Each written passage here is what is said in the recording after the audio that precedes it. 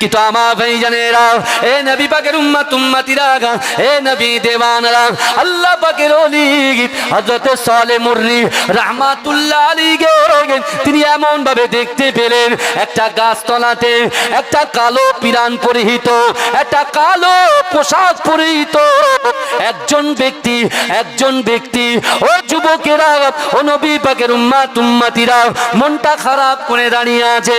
এ যুবকেরা, এ নবী পাকের উম্মত উম্মতিরা, মনটা যখন খারাপ করে দাঁড়িয়ে আছে, হযরত সালেহ মুররি আস্তে আস্তে আস্তে আস্তে তিনি স্বপ্ন দেখছেন, তার কাছে চলে গেলেন, তাকে গিয়ে জিজ্ঞাসা করছে, এ আল্লাহর বান্দা তুমি বলো তো দেখি, সবাই যখন সুন্দর সাদা পিরান পরে এমন করে তারা এত সুন্দর খাজনা হাতে নিয়ে গে তারা যে খুশি খুশি বলে কবরের মধ্যে চলে যায়, কিন্তু তুমি কেন পাচ্ছ না? এ যুবকেরা, এ নবী পাকের উম্মত উম্মতিরা, এ নবী দেবানারা, ওই সময় মৃত ব্যক্তি যে এমন করে দাঁড়িয়েছিল, এ যুবকেরা, ওই ব্যক্তি আল্লাহ পাকের ওলির সঙ্গে বলছে, না না না, ওই যে আপনি যাদের দেখতে পাচ্ছেন সাদা পিরান পরিহিত, মাথায় পাগড়ি আছে, আল্লাহর ফেরেশতারা কি যেন তাদেরকে বন্টন করে দিচ্ছে, তারা হাতে নিয়ে খুশি খুশি ভাবে চলে যায়। আপনি কি জানেন তাদের আওলাদগুলো, তাদের সন্তানগুলো, তাদের বংশের লোকগুলো এমন করে নামাজ আদায় করে, কোরআন খানি করে, তাদের জন্য যখন দোয়া মাগফিরাতের দোয়া চায়, আমার আল্লাহ পাক তাদের দোয়াটাকে কবুল করে নিয়ে আল্লাহ পাক রব্বুল আলামিন তাদের কবরের ভিতরে অশেষ নেকি দান করে দেয়। এই জোরে বলেন, এ চিৎকার দিয়ে বলবেন না সুবহানাল্লাহ। সালেহ মুররি দেখতে পাচ্ছেন সবাই আবার কি করছে, আবার গিয়ে গাছ থেকে যেন পাতা ঝরে পড়ছে, আর সেই পাতা নিয়ে তারা জড়ো করছে। জোরে বলুন না সুবহানাল্লাহ।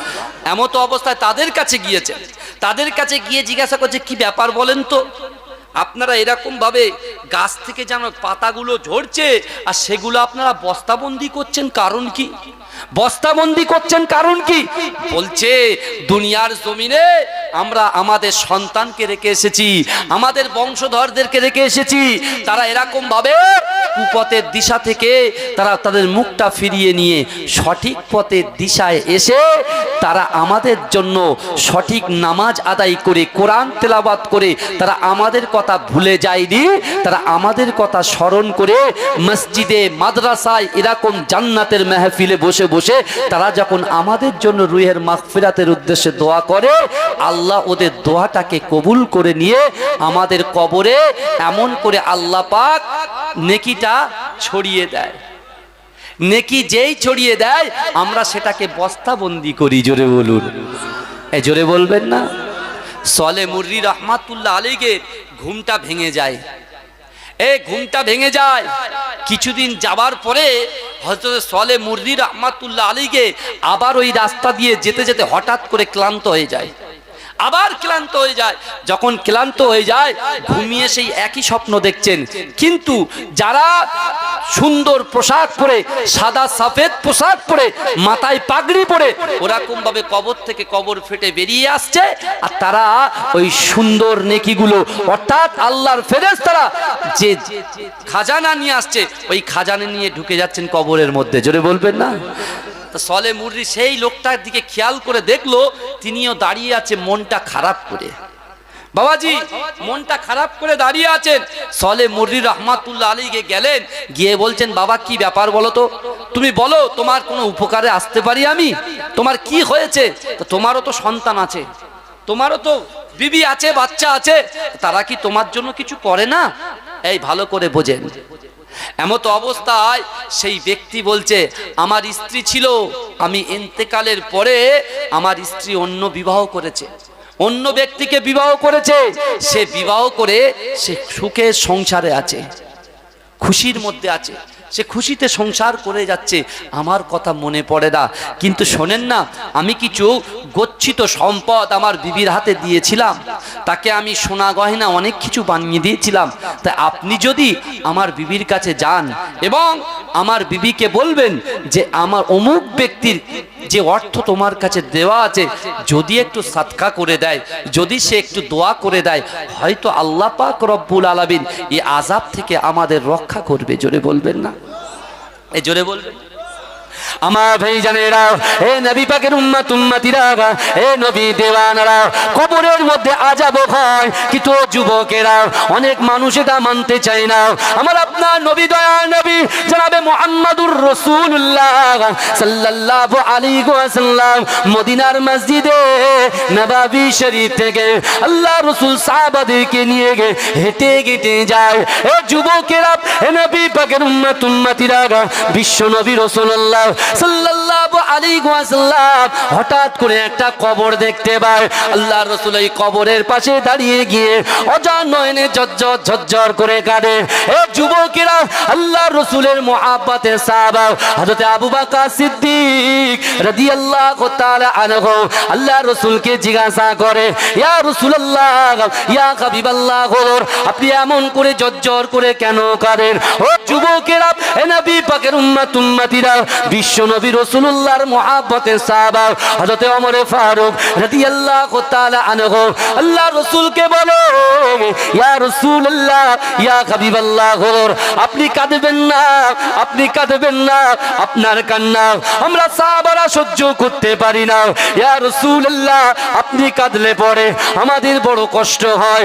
ও যুবকেরা, এ নবী পাকের উম্মত উম্মতিরা, বিশ্ব নবী রাসূলুল্লাহ সাল্লাল্লাহু আলাইহি ওয়াসাল্লামকে সাহাবারা জিজ্ঞাসা করলেন, ইয়া রাসূলুল্লাহ, আপনি কেন এই কবরের সামনে দাঁড়িয়ে কাঁদেন? আপনি কেন কাঁদছেন এই কবরের সামনে দাঁড়িয়ে? হ্যাঁ, আপনি কাঁদলে আমরা থাকতে পারি, ইয়া রাসূলুল্লাহ, আপনি বলেন। আল্লাহ রসুল বলছে, আমার সাহাবারে, আমি রাসূলুল্লাহ দেখতে পাচ্ছি এই কবরের ভিতরে আযাব হচ্ছে। এই আমার রাসূল বলছেন, আমি দেখতে পাচ্ছি, যে আমি দেখতে পাচ্ছি এই কবরের ভিতরে আযাব হচ্ছে।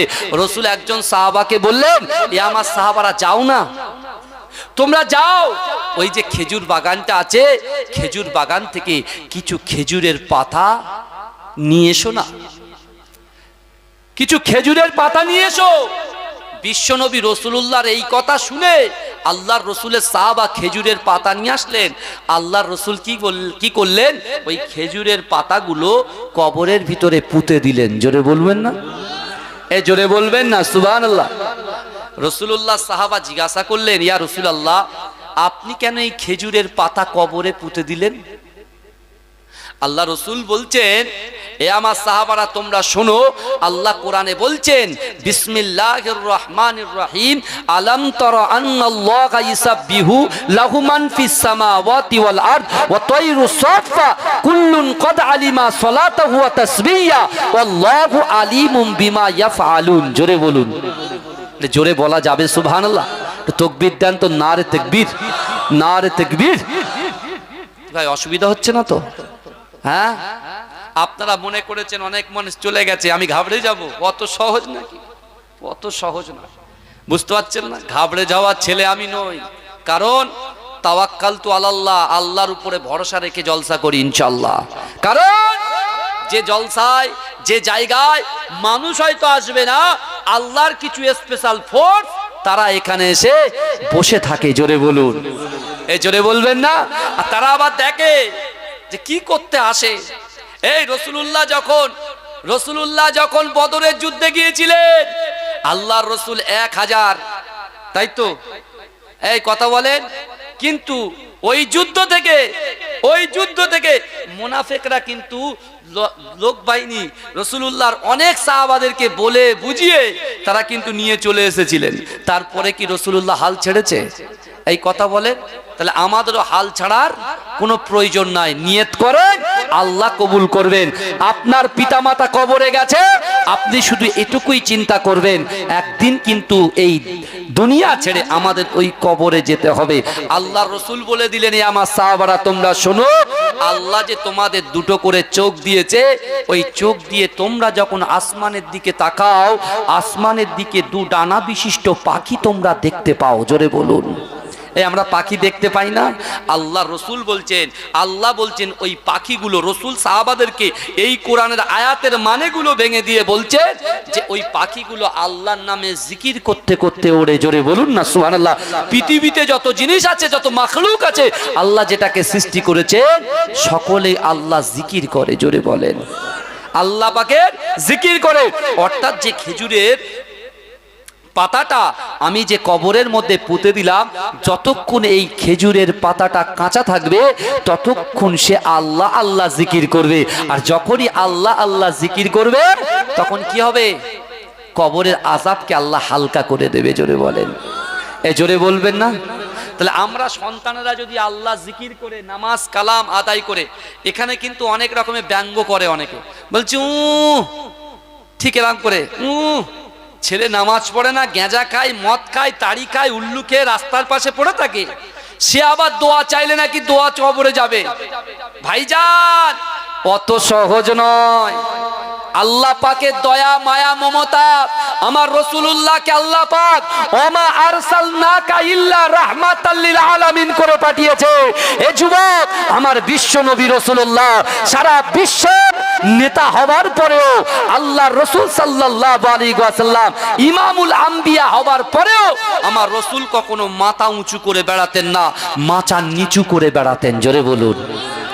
আমার রাসূলুল্লাহর ভিতরে কোনো রিয়া ছিল না, আমার রাসূলুল্লাহর ভিতরে কোনো তাকাব্বুরি ছিল না, আমার রাসূলুল্লাহর ভিতরে কোনো দেখানদারি ছিল না।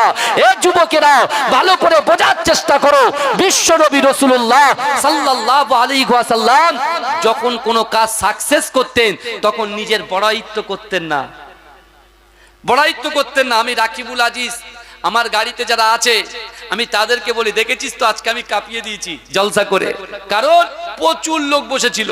দেখেছিস সুবহানাল্লাহ ঠেলা, দেখেছিস কেমন জোর? হ্যাঁ, আমি আমার প্রশংসা নিজেই করছি, কিন্তু আমার ভাইরা আজকে যে ইসরায়েল যেভাবে ফিলিস্তিনের উপরে অ্যাটাক করছে, এই যুবক ফিলিস্তিনের ভিতরে একটা আপনার কি বলে, ফিলিস্তিনের ভিতরে যেখানে আর কি বলা হয় ওটাকে নার্সিং হোম, যেটাকে বলা হয় আসিফা, আসিফা বলে একটা নার্সিং হোম আছে। বুঝতে পারেছেন? ওই আসিফা নার্সিং হোমে যখন বম্বিং করেছে, দুটো 6 বছরের বালক হসপিটালে ভাই বেডে দিয়েছে, হসপিটালের বেডের বুক চিরে গল গল করে রক্ত প্রবাহিত হচ্ছে, গল গল করে রক্ত প্রবাহিত হচ্ছে। আর একটা বাচ্চা ছেলে, সে বাচ্চা বোনটার বুকে হাত বুলিয়ে দিয়ে বলছে আশহাদু আল্লা ইলাহা ইল্লাল্লাহু ওয়া আশহাদু আন্না মুহাম্মাদান আবদুহু ওয়া রাসূলুহু। জোরে বলেন, এ জোরে বলবেন না সুবহানাল্লাহ। আবার একটা ছেলে যখন ডেট হয়ে গেছে, তার কাপনের ভিতর থেকে এই শাহাদাত আগুলটা আল্লাহর দিকে হয়ে রয়েছে, অর্থাৎ সে একটা বার্তা বিশ্বের মুসলমানদেরকে দিতে যাচ্ছে। এ বিশ্বের মুসলমানেরা, আজকে তোমরা যারা দুনিয়া দুনিয়া করে ঘুরে বেড়াচ্ছ, তোমরা যারা এখানে সেখানে মজ মস্তি করে ঘুরে বেড়াচ্ছ, আমি 4 বছরের বালক একটা বার্তা দিতে চাই। সময় হলে, দেরি হলেও ফিলিস্তিনের অর্থাৎ সারা বিশ্বের মুসলমানদের একদিন জয় হবে ইনশাআল্লাহ। এ জয় হবে কি হবে না কথা বলেন? হ্যাঁ, দেরি হলেও আল্লাহর সাহায্য আসবে। কখন আসবে? যখন মায়েরা পর্দা করবে, যখন আমার যুবকগুলো তাস ছাড়বে, জুয়া ছাড়বে, মদ ছাড়বে, পিতামাতার কষ্ট দেওয়া ছাড়বে, বড়দেরকে সম্মান করবে, ছোটদেরকে স্নেহ করবে, স্বামীর হক আদায় করবে, স্ত্রীর হক আদায় করবে, সেই সময় কিন্তু আল্লাহর সাহায্য আমাদের কাছে চলে আসবে ইনশাআল্লাহ। বলেন না ইনশাআল্লাহ? কারণ আল্লাহ কোরআনে বলছেন, এখন আমরা বলছি, অনেকে বলবে এই তো নামাজ পড়ি, মাথায় পাগড়ি বেঁধে বসে আছি, বুঝতে পারছেন না? এই তো মাথায় টুপি দিয়ে সব আল্লাহর ঘরের সামনে বসে আছে।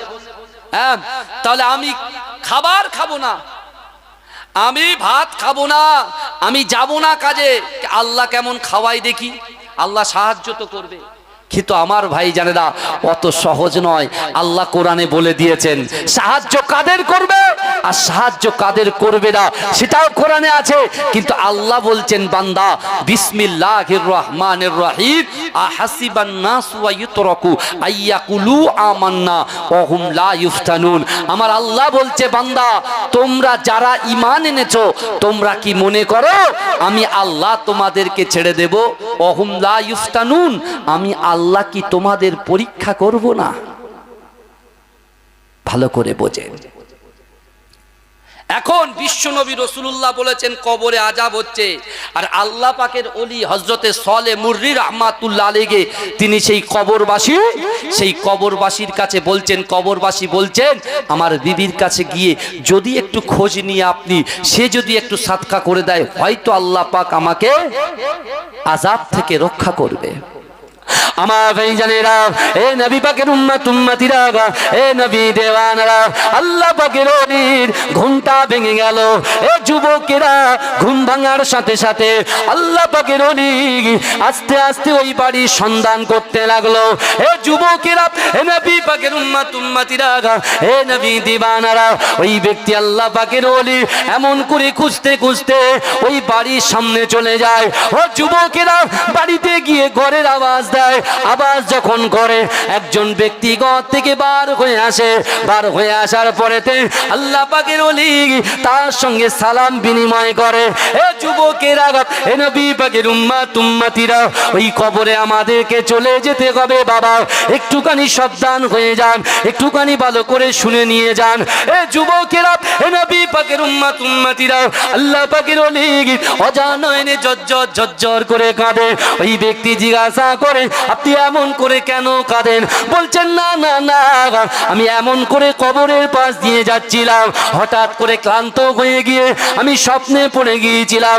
আমি যখন ঘুমিয়ে গিয়েছিলাম ঘুমের মধ্যে স্বপ্নের মধ্যে দেখতে পেলাম কবর থেকে ফেটে কিছু মানুষ নেকি নিয়ে কবরের মধ্যে প্রবেশ করছে, কিন্তু একজন ব্যক্তি আছে যে কিনা একটা ছেঁড়া ফাটা কালো জামা পরে এমন করে একটা গাছের সামনে নিচে দাঁড়িয়ে আছে।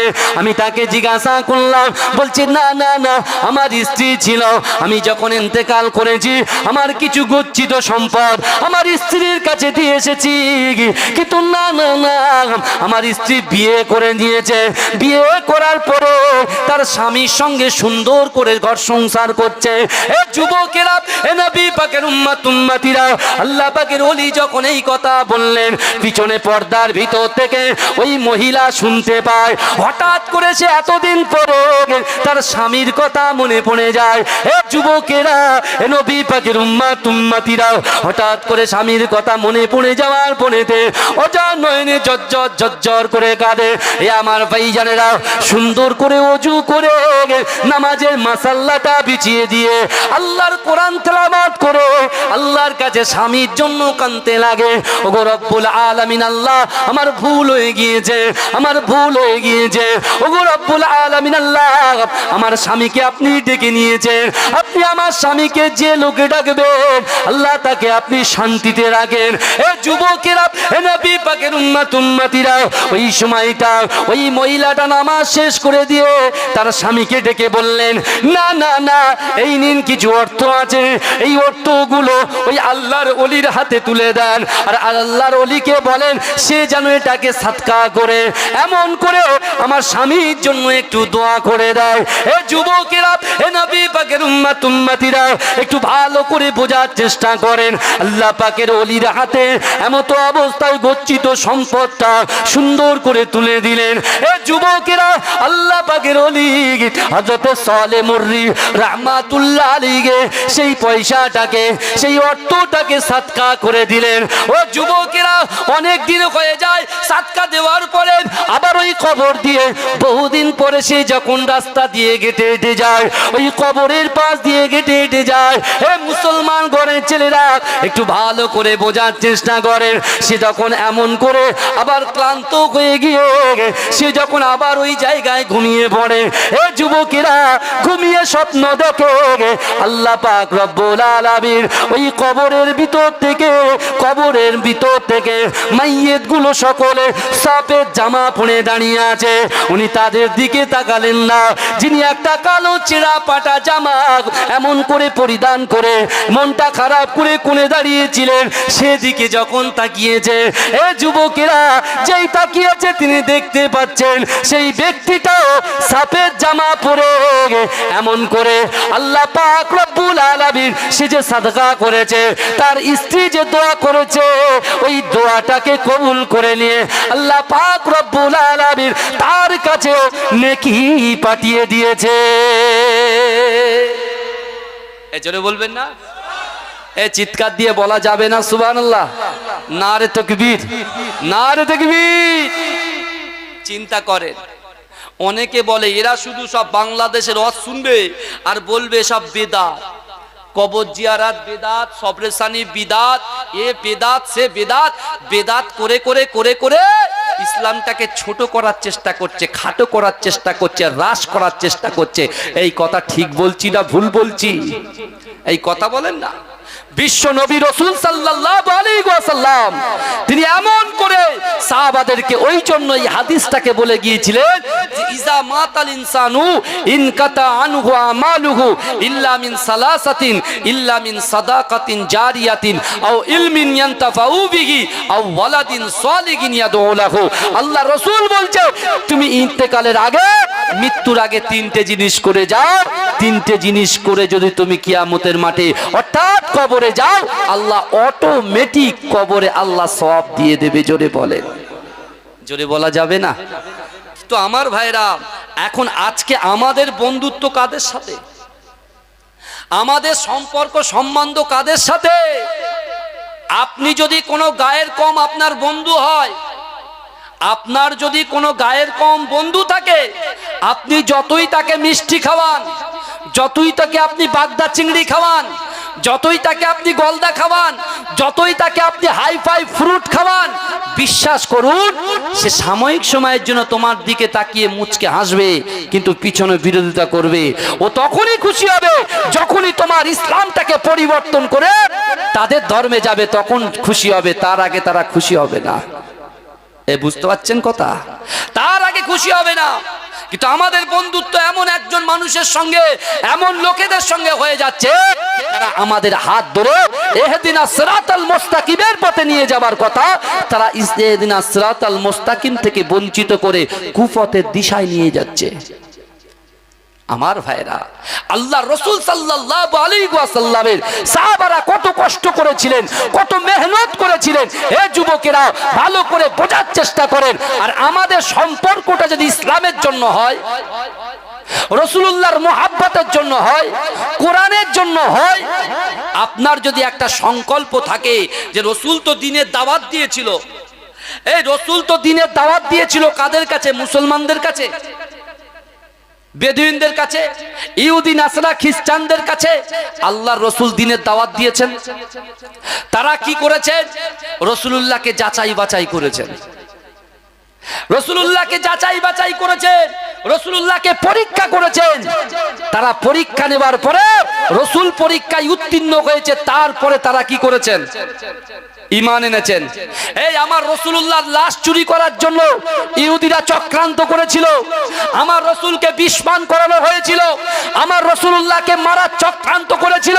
কিন্তু আমার ভাইয়েরা, ভালো করে বোঝার চেষ্টা করেন, আমার রাসূলুল্লাহর যে আখলাক ছিল, আমার রাসূলুল্লাহর যে চরিত্র ছিল, আমার রাসূলুল্লাহর যে ক্যারেক্টার ছিল, আমার রাসূলুল্লাহর যে ব্যবহার ছিল, আমার রাসূলুল্লাহর যে আচার আচরণ ছিল, এ যুবকেরা বিশ্বাস করেন আমার রাসূলুল্লাহর আচার আচরণে মক্কার যত বড় বড় কাফের বেঈমান বেদুইনরা ছিল, তারা আমার রাসূলুল্লাহকে আল আমিন বলে ডাকতো। জোরে বলুন না সুবহানাল্লাহ। এ জোরে বলা যাবে না সুবহানাল্লাহ? আল আমিন বলে ডাকতো। কেন আল আমিন বলে ডাকতো?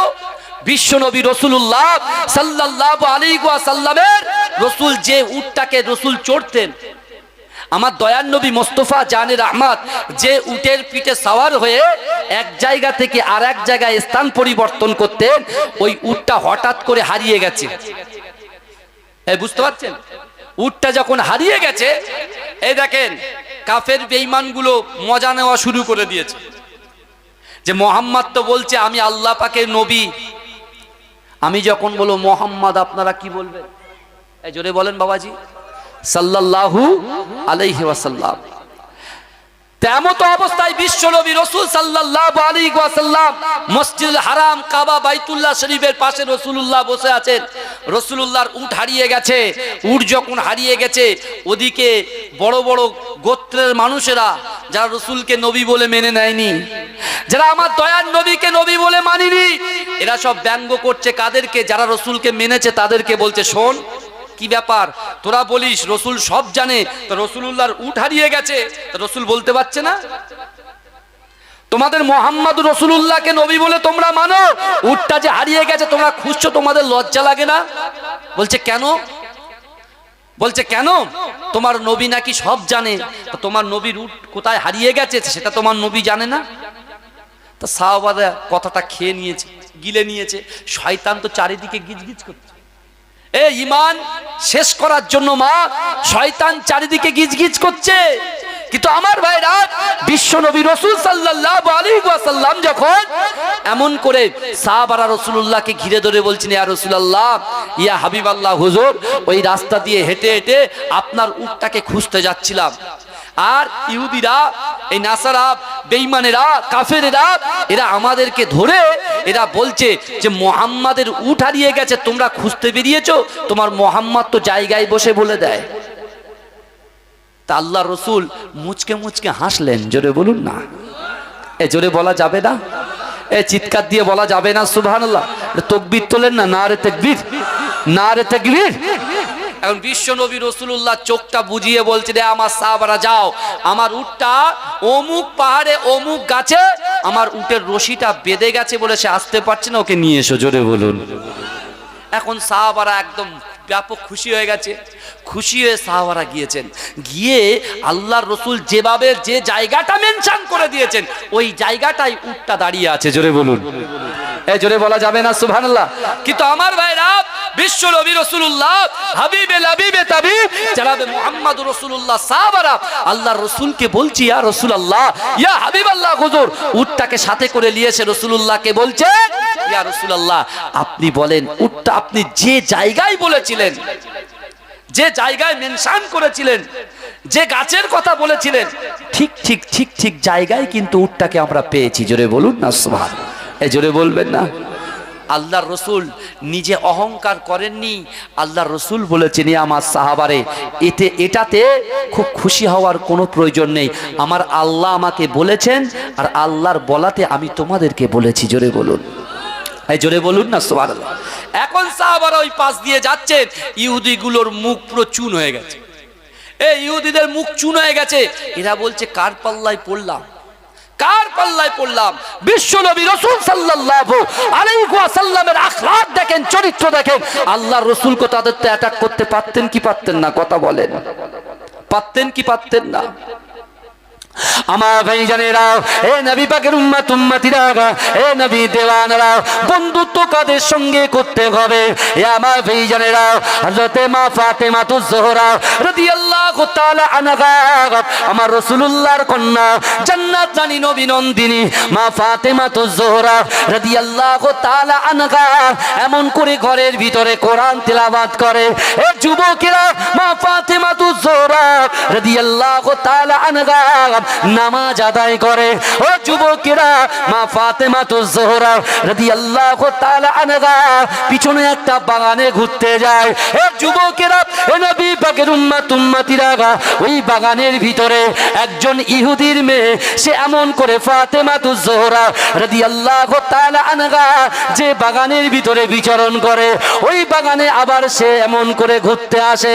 এ যুবকেরা, এ নবী পাকের উম্মত উম্মতিরা, মা ফাতেমাতুজ জোহরা রাদিয়াল্লাহু তাআলা আনহার আখলাক দেখে, মা ফাতেমাতুজ জোহরার চরিত্র দেখে, মা ফাতেমাতুজ জোহরা নরম হৃদয় দেখে, ওই ইহুদির মেয়েটা মা ফাতেমাতুজ জোহরাকে মুহাব্বত করে ফেললেন, ভালোবেসে ফেললেন। এ যুবকেরা, এ নবী পাকের উম্মত উম্মতিরা, মা ফাতেমাতুজ জোহরা রাদিয়াল্লাহু তাআলা আনহা ঘোড়ার সঙ্গে সঙ্গে, ঘোড়ার ফাঁকে ফাঁকে তিনি যখন গুনগুন গুনগুন করে কোরআন তেলাওয়াত করত, এ যুবকেরা, ওই কোরআন তেলাওয়াত শোনার জন্য ওই ইহুদি নারী পাগল পারা হয়ে যেত। এ জোরে বলেন, জোরে বলা যাবে না সুবহানাল্লাহ? ভালো করে বুঝবেন, সহায় কিন্তু আল্লাহ হবে কখন? যখন আপনি ইমানদার হবেন। ইমানদার যখন আপনি মুমিন হবেন, যখন আপনি মুত্তাকিন হবেন, যখন আপনি আপনার চরিত্রটাকে নম্র ভদ্রস্থ জায়গায় নিয়ে যাবেন, তখনই দেখবেন মানুষ আপনার দেখে খুশি হবে, আপনার কাছে জিজ্ঞাসা করবে ভাইজান এই নামাজটা আমি পড়তে জানি না, এই কোরআন পড়তে জানি না, কিভাবে কোরআন পড়লে কোরআনটা সহি পড়া যাবে, লোক আপনার কাছে এসে জিজ্ঞাসা করবে। আর আপনি যদি অহংকার করেন, অহমিকা করেন, লোক কিন্তু আপনার থেকে কেটে বেরিয়ে যাবে, আপনি বুঝতে পারবেন না। কথা ঠিক না ভুল? আপনারা বলেন না অহংকারী মানুষদেরকে আমরা পছন্দ করি, কথা বলেন, আমরা নম্র মানুষকে পছন্দ করি, ভালো মানুষকে পছন্দ করি, তাই তো নাকি? তা বিশ্বনবী রাসূলুল্লাহ সাল্লাল্লাহু আলাইহি ওয়াসাল্লামের সঙ্গে সম্পর্ক তৈরি করছে একজন ইহুদি মহিলা। তার বাপ ইহুদি, তার মাও ইহুদি, কিন্তু সেই মহিলা যখন মা ফাতেমাতুজ জোহরা রাদিয়াল্লাহু তাআলা আনহার সঙ্গ থেকে দূরে চলে যায়, তখন সে বাড়িতে গিয়ে যে কাজ করে আনবোলা হয়ে যায়, অর্থাৎ মা ফাতেমাতুজ জোহরার দিকে তার মনটা পড়ে থাকে। জোরে বলুন, জোরে বলবেন না? এরকম ভাবে পড়তে পড়তে পড়তে পড়তে মা ফাতেমাতুজ জোহরা রাদিয়াল্লাহু তাআলা আনহার সঙ্গে মিশতে মিশতে মিশতে মিশতে এত বন্ধুত্ব হয়ে যায়, একটা টাইমে ওই মহিলাটা মা ফাতেমাতুজ জোহরা রাদিয়াল্লাহু তাআলা আনহাকে না দেখলে আর ঘরে থাকতে পারে না। জোরে বলুন না সুবহান। জোরে বলা যাবে না? এই মা ফাতেমাতুজ জোহরার অবদান ইসলামের মধ্যে কত আছে জানেন? এই আমরা তো বাড়ি শুয়ে আছি, বাড়ি বসে আছি, মজা করছি, কিন্তু মা ফাতেমাতুজ জোহরা রাদিয়াল্লাহু তাআলা আনহা 24টা ঘন্টার জন্য রাসূল যখন উম্মতের জন্য কাঁদতো, মা ফাতেমাতুজ জোহরা রাদিয়াল্লাহু তাআলা আনহা রাসূল নামাজের পাটিতে বসে উম্মত উম্মত করে যখন কাঁদতো, একদিকে ফাতেমাও নামাজের পাটিটা বিছিয়ে দিয়ে রাসূলুল্লাহর উম্মতের জন্য রাসূল কাঁদতো, আর ফাতেমা বাপের উম্মতের জন্য কাঁদতো। জোরে বলুন, এই জোরে বলা যাবে না? একজন নারী তো সে, একজন নারী।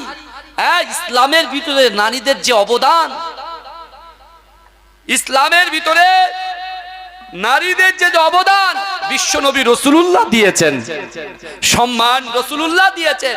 এই নারী জাতিকে জ্যান্ত কবরের ভিতরে দাফন করা হতো, পুড়িয়ে দেওয়া হতো, মেরে ফেলা হতো। যে মায়ের গর্ভে থেকে সন্তান নারী আসতো তাকে গলা টিপে হত্যা করা হতো। কিন্তু সেই বিশ্বনবী, জগৎ নেতা, বিশ্ব নেতা, হাবিবুল হাবিব তাবিব জনাবে মুহাম্মদুর রাসূলুল্লাহ তার চরিত্র দিয়ে, তার নরম হৃদয় দিয়ে ইসলামটাকে প্রসার করে দিয়ে প্রত্যেক বাড়িতে বাড়িতে কোরআন বন্টন করে দিয়ে গেছে। জোরে বলেন, জোরে বলবেন না? ভাইজান এই কথাগুলো তো শুনতে হবে, এই কথাগুলো বুঝে একটু ফিকির করতে হবে। আমি মনে মনে করছি রাকিবুল ভাই দুটো গজল বলে শুনে চলে যাব না। ভাই আমি তো আপনাদের এখানে গজল শোনাতে আসিনি। হ্যাঁ, যদি আমি গজল বলি ঠিকই, কিন্তু আমি তো গজল শোনাতে আসিনি। আপনার রিকোয়েস্ট করেন বলি, কিন্তু আমার ভাইরা মোহাব্বত, ইশক।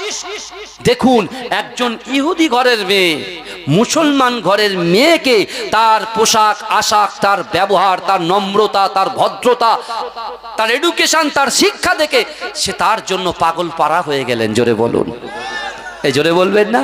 আর আমরা কি করি? আমরা কি করি? ও ডিজে চালায়, আমি ওর নকল করে ডিজে চালাই গাড়ির ভিতরে, দুম দাম করে বাড়ি মারতে মারতে যাই। বুঝতে পারছেন না? ও কি করে? ও সুন্দর একটা হাতে সোনার ব্রেসলেট করেছে, আমার ঘড়িটা যেরকম বড় দেখতে পাচ্ছেন, চওড়া। হ্যাঁ, মুসলমান ঘরের ছেলে বিশাল বড় একটা ব্রেসলেট পরে ঘুরে বেড়াচ্ছে। ভাইজান দুঃখ নেবেন না, কষ্ট নেবেন না, যে কথাগুলো বলছি একটু শোনা যাওয়ার চেষ্টা করবেন। আপনি বলেন আপনার আখলাকে কি এটা কি শোভা পায়? এই কথা বলেন, শোভা পায়? এই সোনা পড়া ছেলেদের জন্য কি এই কথা বলেন? হারাম। কিন্তু যারা সোনা পড়ে তারা এই কথাটা শুনলে রাগ করবে কি করবে না? কিন্তু রাগ করলো তো বয়ে গেল। কি এটা তো রাসূলুল্লাহ বলেছেন, সে কথা তো আপনার শুনতেই হবে। কেন কবরেতে আপনি যাবেন, আপনার জন্য স্পেশাল ফোর্স তো পাঠানো হবে না। এখন দুনিয়াতে এমএলএ, মিনিস্টার, মন্ত্রীদের কি আছে? একটা করে 4টে 5টা করে কি আছে বলেন না? গার্ড আছে, গার্ড। তা আপনি কি মনে করেছেন দুনিয়াতে গার্ড আছে বলে কবরেও আপনার গার্ড থাকবে?